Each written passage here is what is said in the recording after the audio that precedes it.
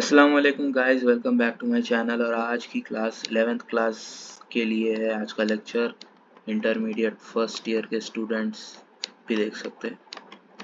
और आज some basic concepts of chemistry का थर्ड लेक्चर होने वाला है। तो चलिए बिना टाइम वेस्ट करे स्टार्ट करेंगे। आप पहले के दो पार्ट्स नहीं देखे तो मेरे चैनल पे देख लीजिए जाके। फर्स्ट और सेकेंड लेक्चर में भी मैं some basic concepts of chemistry पूरा चैप्टर अच्छे से एक्सप्लेन करा।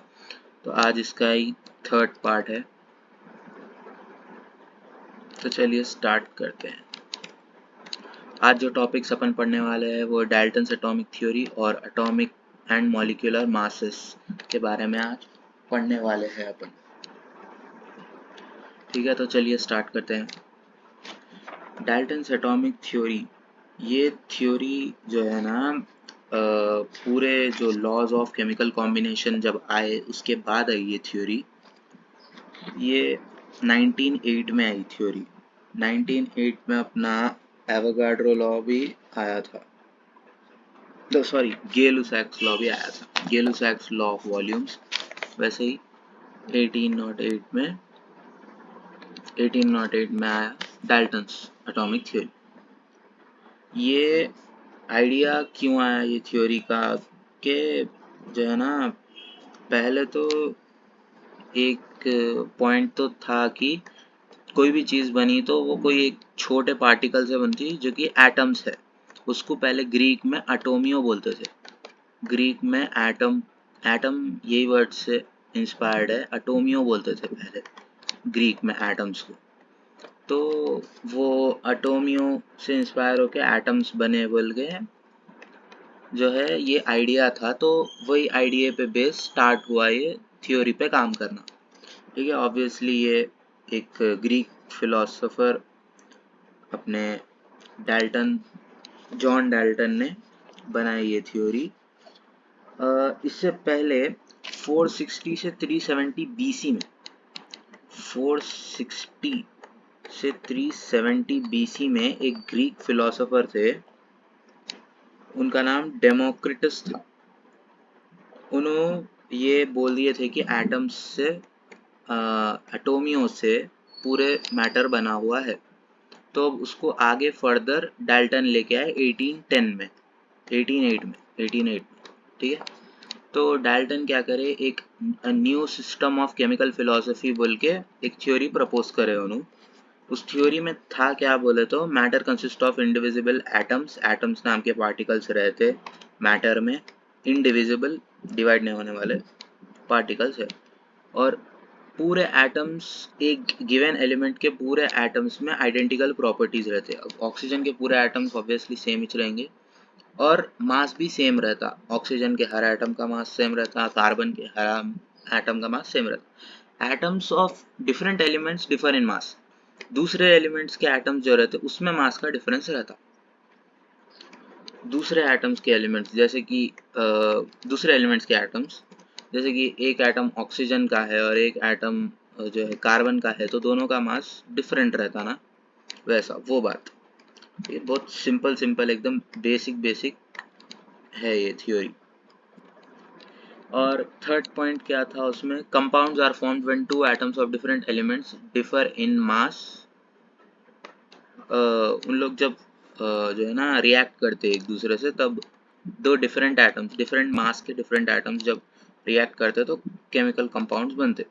Fourth point, chemical reaction involve reorganization. Atoms reorganize होते केमिकल रिएक्शन में। और ये तो देखो, ये बहुत इंपॉर्टेंट, हमेशा बोलते हैं atoms are neither created nor destroyed. Neither created nor destroyed, neither created nor destroyed in a chemical reaction। Chemical reaction में एटम्स बस एक फॉर्म से दूसरे फॉर्म में जाते, कहीं भी जो है ना डिस्ट्रॉय या क्रिएट नहीं होते। एटम्स अगर ऐसा रिएक्ट कर रहे हैं और कुछ फॉर्म ही करते, कहीं पे भी डिस्ट्रॉय या फॉर्म नहीं होते उन लोग, कुछ बस फॉर्म चेंज कर देते अपना। Okay, alright. डाल्टन्स थ्योरी का एक ड्रॉबैक बोले तो ये है कि Dalton's theory could not explain the laws of chemical combinations. Dalton theory could explain the law of chemical combination, but it couldn't explain law of gaseous volume. जो Gay-Lussac's law जो था ना, law of gaseous volumes, वो explain नहीं कर सकी बस Dalton theory.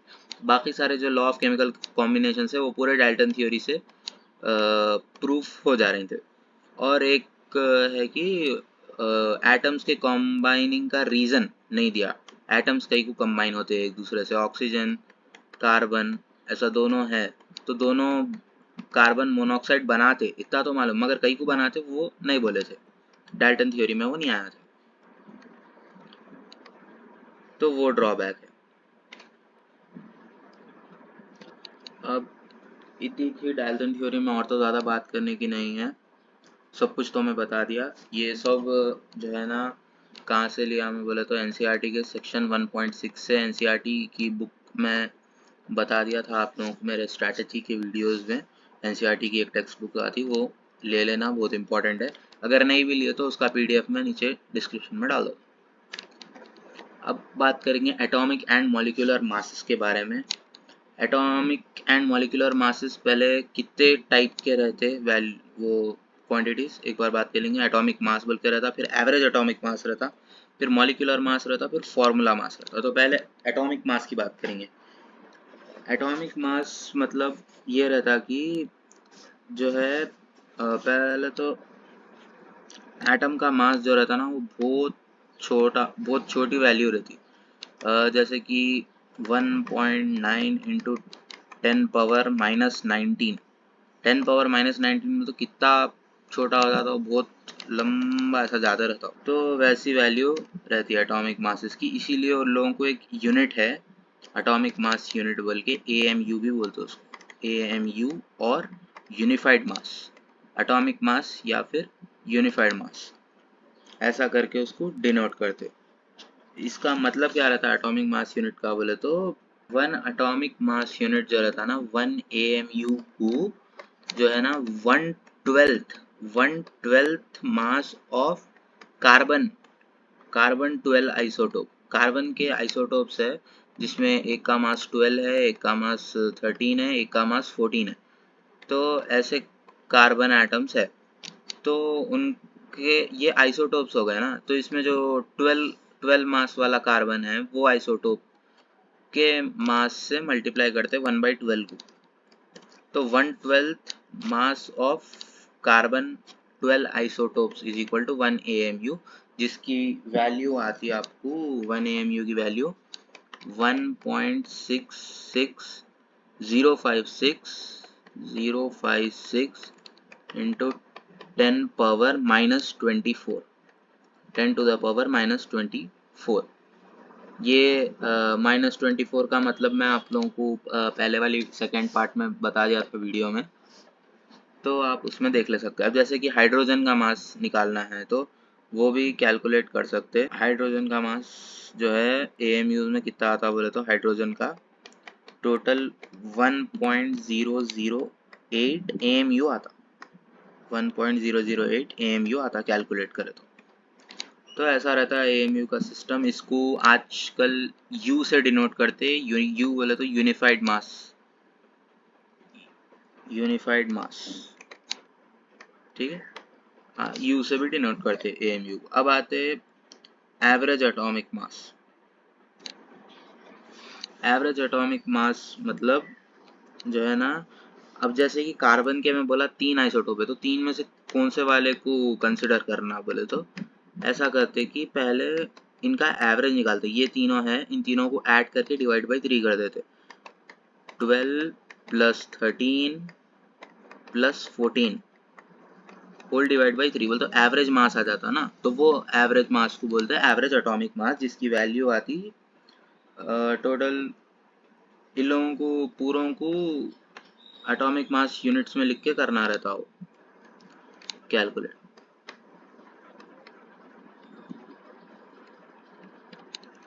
तो इसकी वैल्यू 12.011 U आती. तो इसीलिए कार्बन का एवरेज एटॉमिक मास ये रहता फॉर कार्बन एटम. तो वैसे ही कहीं दूसरे एलिमेंट्स का भी निकाल ले सकते. ऐसे ही उनके आइसोटोप्स जितने भी है वो पूरे आइसोटोप्स के मासेस ऐड करके 3 से डिवाइड कर दिए तो आ जाता आपका एवरेज एटॉमिक मास।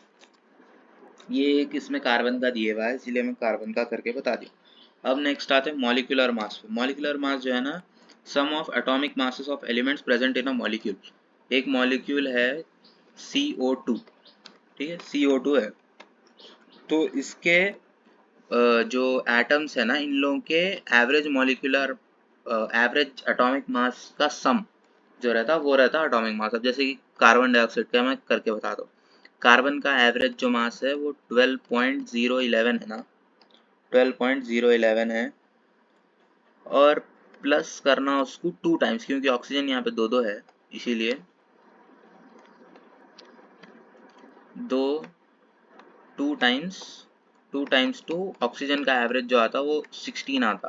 अब मैं यहाँ पे नियरेस्ट वैल्यू लेके कर रहा हूँ इसीलिए 12 ले लेंगे, क्योंकि 0 पॉइंट को थोड़ा इग्नोर कर सकते, 0.011। तो ऐसा करे तो ये होता 32 + 12 विच इज 44। तो 44U कार्बन डाइऑक्साइड का मास आता, मॉलिक्यूलर मास। एक मॉलिक्यूल के मास को कैलकुलेट करने को मॉलिक्यूलर मास बोलते हैं। ये 444 हो जा रहा है, 1 मिनट, 44 AMU लिख दूँ क्या? AMU भी लिख सकते हैं, यू भी लिख सकते हैं, आजकल AMU को हटा के यू कर दिए, ठीक है। तो ऐसा मॉलिक्यूलर मास कैलकुलेट करते। यहाँ पे जो है CH4 का दिया हुआ है, NCERT में CH4 का दिया हुआ है, वो भी ऐसे ही कैलकुलेट करते। 12 + 4 टाइम्स हाइड्रोजन का नियरली 1 के आसपास आ रहा था एटॉमिक मास, तो वैसा ही रहता, एवरेज वही रहता हाइड्रोजन का। तो 12 + 4 × 1, तो 12 + 4 16 AMU मास आता है इसका। और यहाँ पे H2O का भी दिया हुआ है, वो भी देख ले सकते हैं आप लोग। मैं बस इन दोनों का करके बता दिया ताकि आप लोगों को थोड़ा अच्छे से आइडिया लग जाए। CH4 methane, CO2 carbon dioxide. तो अब आते फॉर्मूला मास पे। थोड़े सब्सटेंसेस जो रहते हैं जैसे सोडियम क्लोराइड, इसमें डिस्क्रीट मॉलिक्यूल्स नहीं रहते उनके कंस्टिट्यूएंट यूनिट्स के तौर पे। जैसे कि सोडियम क्लोराइड है, sodium chloride NaCl, regular salt जो रहती ना, NaCl जो है, इसमें डिस्क्रीट मॉलिक्यूल्स उनके कंस्टिट्यूएंट्स नहीं रहते। ऐसे कंपाउंड्स में सोडियम आयन और क्लोराइड आयन, जो पॉजिटिव आयन और नेगेटिव आयन है ना, सोडियम आयन और क्लोराइड आयन के एंटिटीज 3D स्ट्रक्चर में अरेंज करते करते, ये माइनस रहता है, ये माइनस में रहता है, Cl Na+, ये जो आयंस है इनका 3D स्ट्रक्चर अरेंज करते, जो कि फिगर 1.10 में है NCERT में। मैं यहाँ पे लाना भूल गया वो फिगर को, ठीक है, 1.10 फिगर है, देख लो, मैं डाल देता हूँ। इट में B denoted that in sodium chloride 1 Na+ ion is surrounded by 6 Cl- ion and vice versa. अब देखो NaCl का स्ट्रक्चर ऐसा रहता, कहते कि एक सोडियम आयन जो रहता ना, उसके अतराफ 6 क्लोराइड आयन्स रहते, कहते 6 क्लोराइड आयन्स।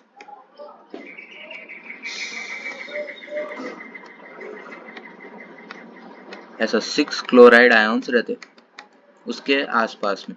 उनका स्ट्रक्चर जब आयनिक स्ट्रक्चर 3D में ड्रॉ करे तो ऐसा आता, एक एक सोडियम आयन के अतराफ 6 क्लोराइड आयन और वाइस वर्सा।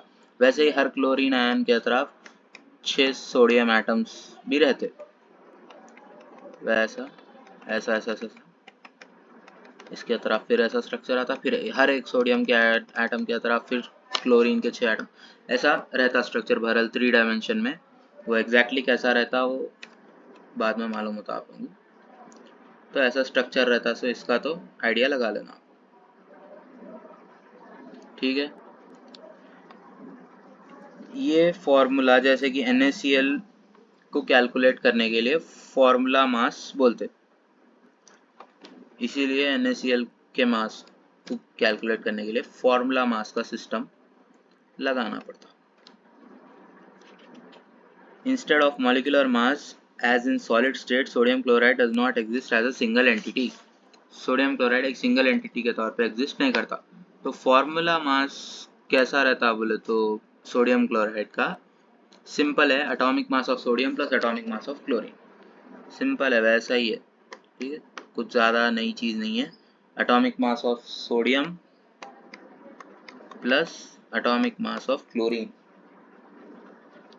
35.5 है यहाँ पे, मगर बाद में आपको कैसा भी जो है ना राउंड फिगर ही लेना रहता, पॉइंट के बाद की वैल्यू को इग्नोर कर सकते। अभी ये चैप्टर में नहीं कर रहे, मगर आगे के चैप्टर्स में जब फिजिकल केमिस्ट्री आती ना पूरी, तो इग्नोर कर देना रहता, ठीक है। 58.5 यूनिफाइड मास, ठीक है।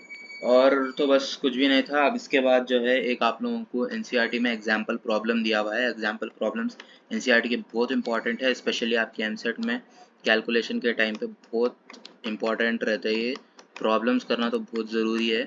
आप पहले एक बार इसको पॉज करके खुद ट्राई करो, ठीक है, बहुत ईजी प्रॉब्लम है, इसको पॉज करके खुद ट्राई करो। अगर नहीं आया तो प्ले कर लो, अब मैं करके बता रहा हूँ। देखो, मॉलिक्यूलर मास ऑफ C6H12O6, उन्हें बोल दिया कि मॉलिक्यूलर मास कैलकुलेट करना है, तो सिंपल है, 6 टाइम्स कार्बन का मास, 6 टाइम्स कार्बन का मास प्लस 12 टाइम्स हाइड्रोजन का मास प्लस 6 टाइम्स ऑक्सीजन का मास। C6H12O6 है ना ग्लूकोज का स्ट्रक्चर,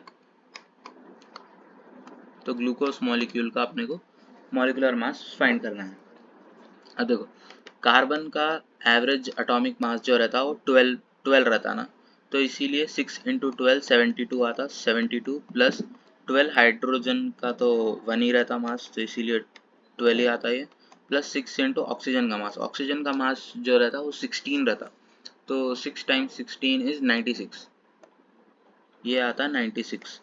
तो देखो गाइज, 72 प्लस 12 प्लस 96 टोटल आता आपका 180 यूनिफाइड मास आपका आंसर आ जाता है। इसके बाद तो और कुछ भी करना नहीं है। अगर आप लोग ये कर लिए तो बहुत अच्छे, नहीं भी करे तो कोई बात नहीं, सोल्यूशन देख के प्रॉब्लम का कोई बुरी बात नहीं रहती।